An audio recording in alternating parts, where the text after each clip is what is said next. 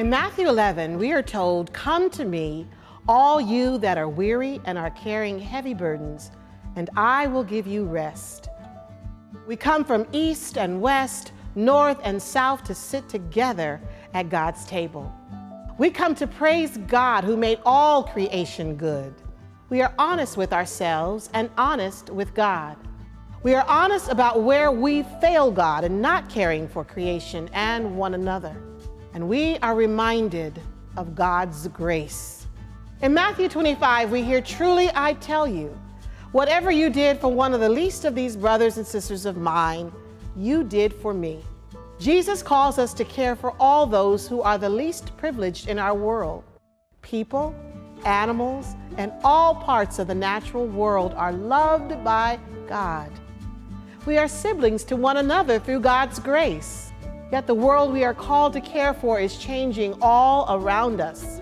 We experience devastating fires, floods, droughts, and storms. Our changing climate impacts all of us, but the least privileged and the most vulnerable communities amongst us suffer the most. And Jesus is not indifferent to this suffering. Jesus calls us to go out into the world. We recognize that there is suffering, and as Presbyterians, we respond. We are committed and we are passionate in our caring for creation. In our congregations, we can make a difference. We are conserving energy, recycling and composting waste, teaching children how to grow and harvest food, and learning about creation care in worship and education settings. In our communities, we can make a difference.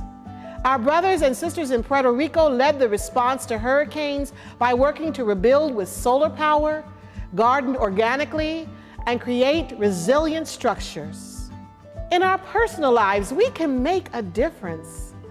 We reduce energy use, purchase carbon offsets, change consumer habits, and invest in renewable energy like solar and wind. In the broader world, we can make a difference. We advocate for policies and systems that support renewable energy, clean air and water, and protect the land. God is alive and at work redeeming creation, and we can show our love in joining God in prophetic action. There's so much we can do.